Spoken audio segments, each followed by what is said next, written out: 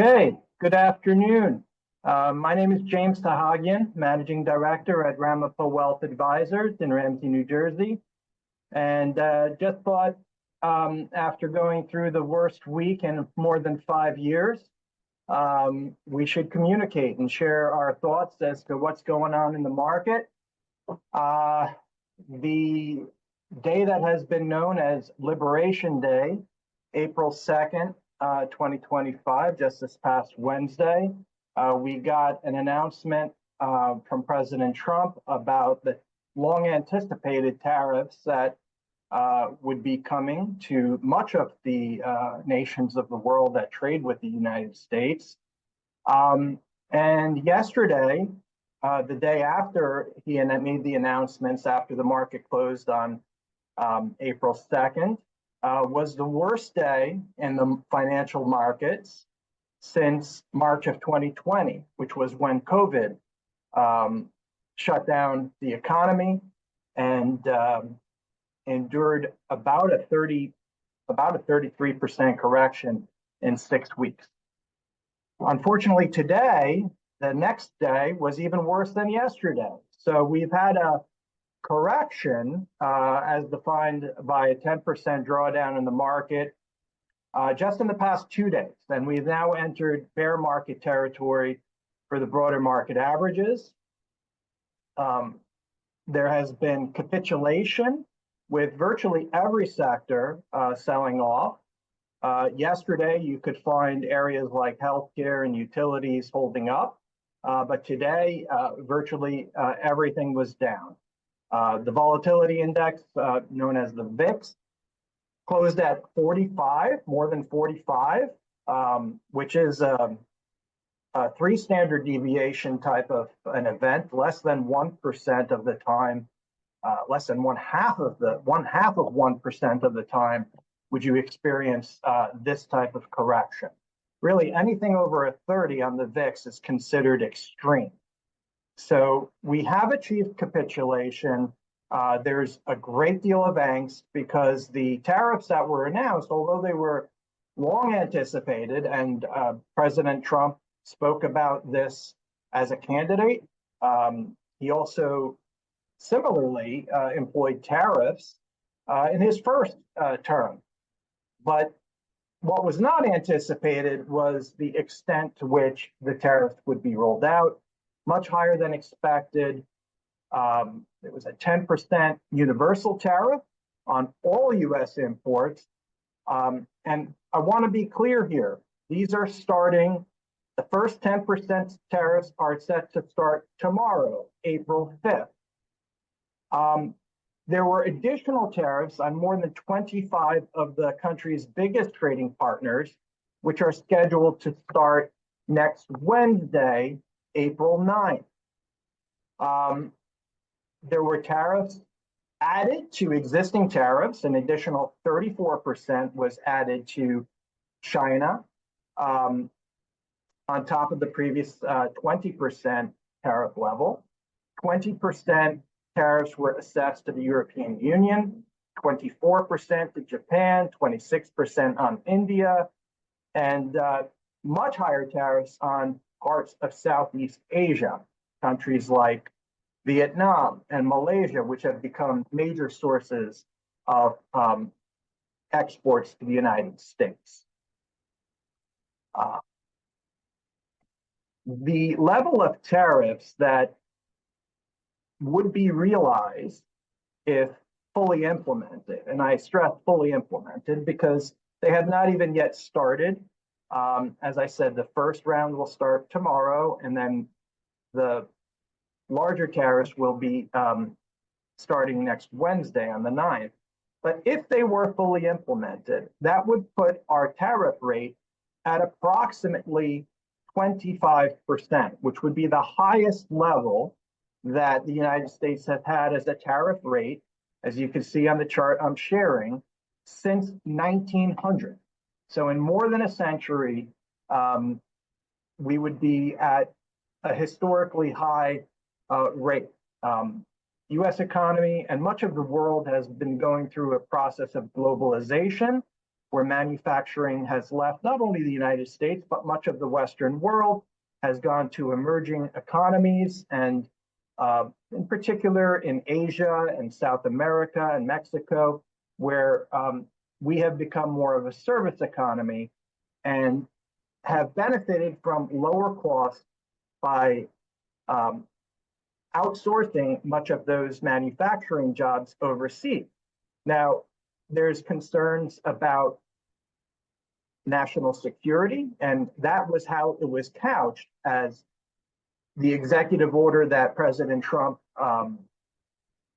issued was an executive order based on a national emergency to assess these tariffs, to have critical jobs brought back home, certain industries. Shipbuilding has been cited as one of them. We used to be one of the largest shipbuilders in the world, and we virtually don't manufacture or build any ships in the United States anymore. So for certain purposes, like for military and so forth, that could be of national security importance. So there are concerns about this not just being a negotiating tactic, and the administration went to lengths to stress that it's not just a negotiating tactic, that it is our new policy going forward.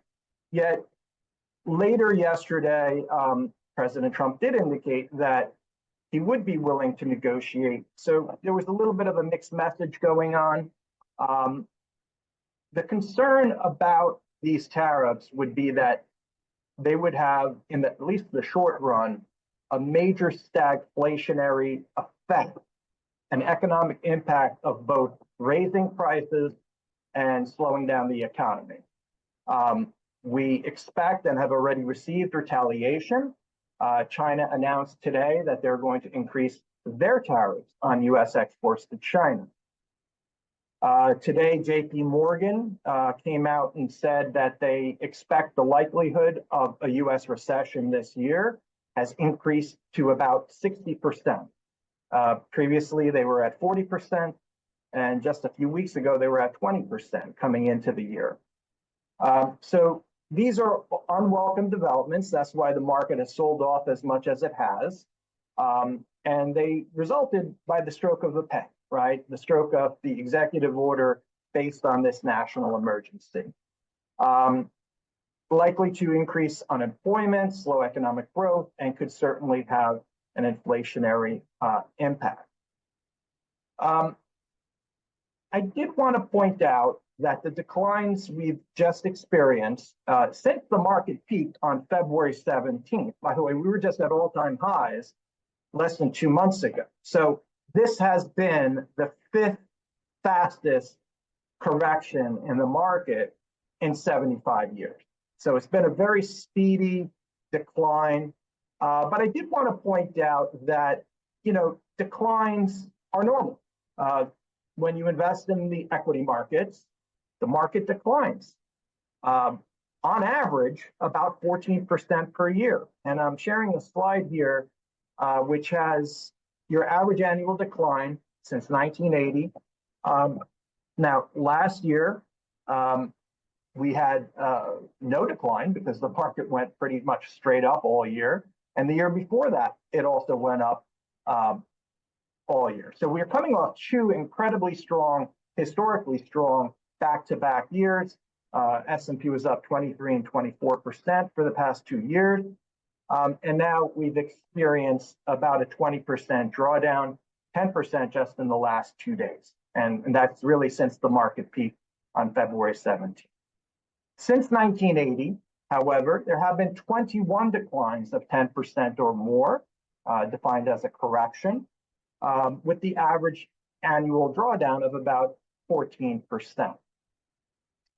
The Mag 7, the Magnificent Seven, as they're known, the 7 largest companies, which had made up about 35% of the weighting of the S&P 500.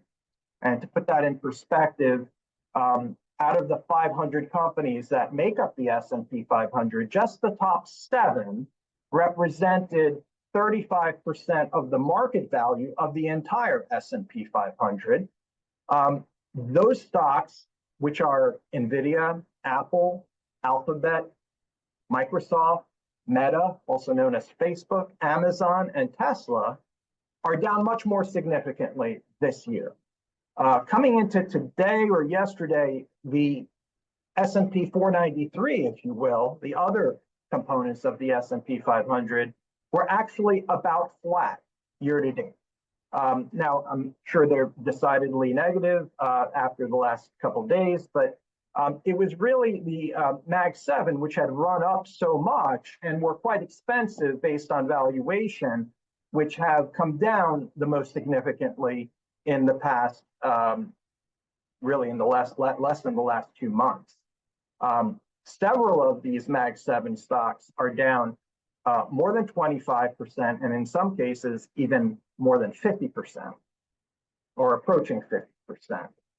Just yesterday, on yesterday's sell-off, the Mag 7 lost more than $1 trillion of market cap on Thursday, April the 3rd. Looking around commodities, oil has decreased significantly, closed around $62 a barrel, was down 6.5% today on fears of a recession, a global slowdown. It was down 12% for the week and down 22% from the January 15th high that it had hit. U.S. Treasuries have gone up significantly as yields have come down, and there's always that inverse correlation. When bonds go up, interest rates come down. And the 10-year U.S. Treasury, which is often a gauge used to assess the bond market, closed today at around 4%, down from about 4.6%, which is where it was just a couple months ago at its peak. So the 10-year Treasury is down 12.5% in terms of the yield year to date. And it is interesting to note that approximately 1/3 of our nation's more than $37 trillion of national debt is actually 1 year or less in duration. So with interest rates coming down, which was a stated objective of President Trump, that actually helps lower the cost to finance our national debt, which is another initiative of the Department of Government Efficiency, government austerity, and that is certainly something that they were looking to do. And just today, President Trump was berating Chairman Jerome Powell to lower interest rates more aggressively. And the consensus is that the Federal Reserve will be cutting interest rates at least 3 times, 0.25% each time for the balance of this year. And I think the consensus is growing that it may be 4 times now. In this environment, gold has actually performed quite well. It's up about 13, 14% year to date. I believe it closed today around 3,050.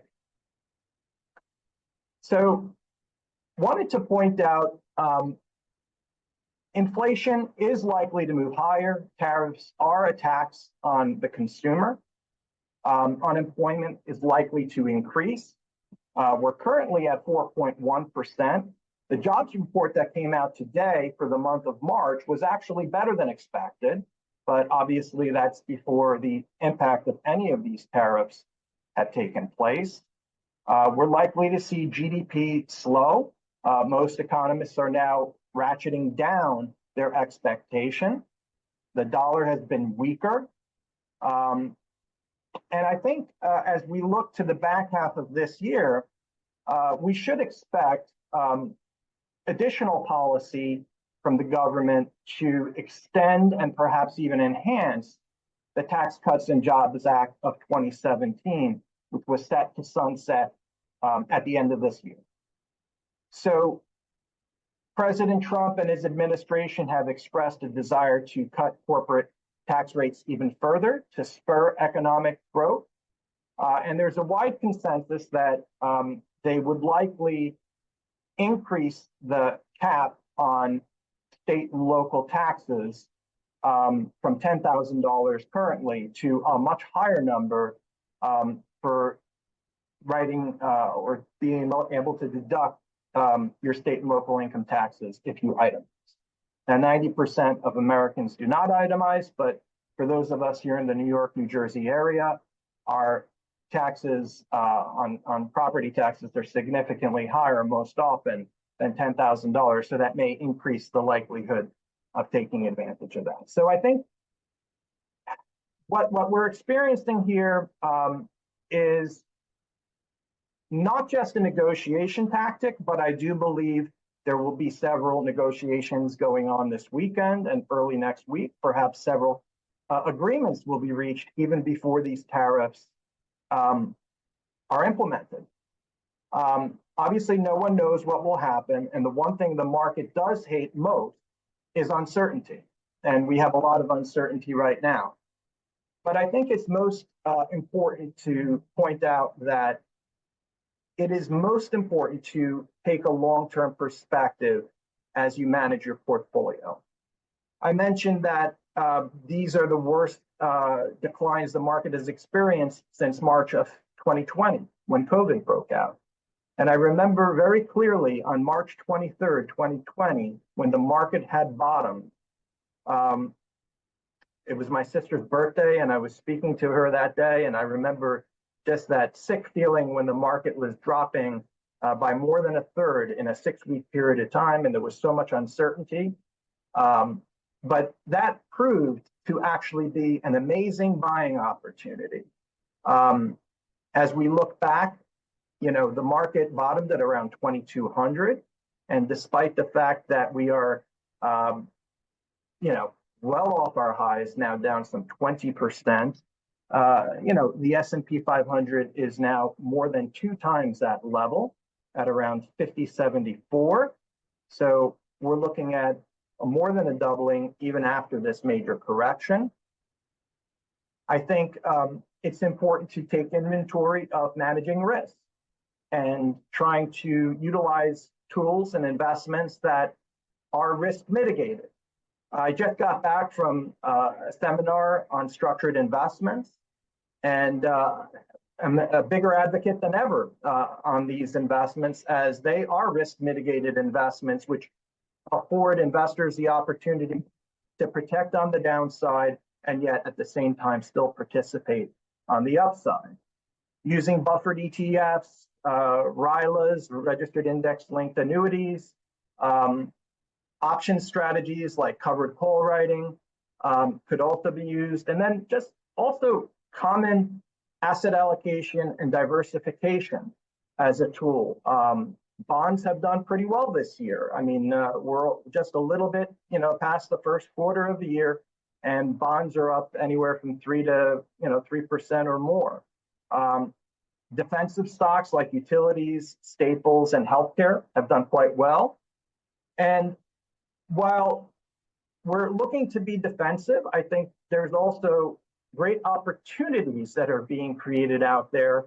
So while you might want to be defensive, you might also look to find bargains in some of the stocks that you have very high conviction in. And I do think there are some great buys out there.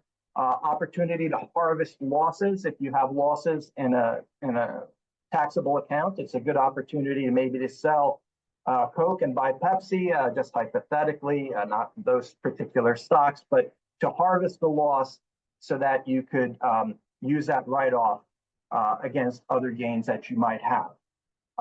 We're approaching tax day next week, or in about 11 days. So I think it's important to make sure you get your IRA contributions in for 2024. You still have up until April 15th in which to do that. And also, this is an excellent opportunity to consider a Roth conversion. And a Roth conversion is best done when the market's down to minimize taxes and to move your assets from the taxable bucket to the tax-free bucket, or the tax-deferred bucket to the tax-free bucket. So even for our retired clients, it's something worth considering. you may pay either no or very low taxes by doing that conversion. And we've been very active in doing those leading up until tax day. So maybe take that into consideration and evaluate and see if that makes sense for you. And lastly, I just wanted to say on behalf of our team here at Ramapo Wealth Advisors, talk to your advisor. We certainly are pretty busy these days, but we welcome the opportunity to speak with you and communicate with you about your particular portfolio. This is it's during times like these where critical mistakes could be made by making a decision based on emotion. But there's also great opportunities, and we want to talk to you. We want to review your situation and help you make the right decision that works best for you. So that's all I have. I just really wanted to, share my thoughts on the market. On behalf of the team here at Ramapo Wealth Advisors, we look forward to speaking with you individually and using these mediums to communicate with you more often going forward. Stay positive and enjoy the weekend. Thank you.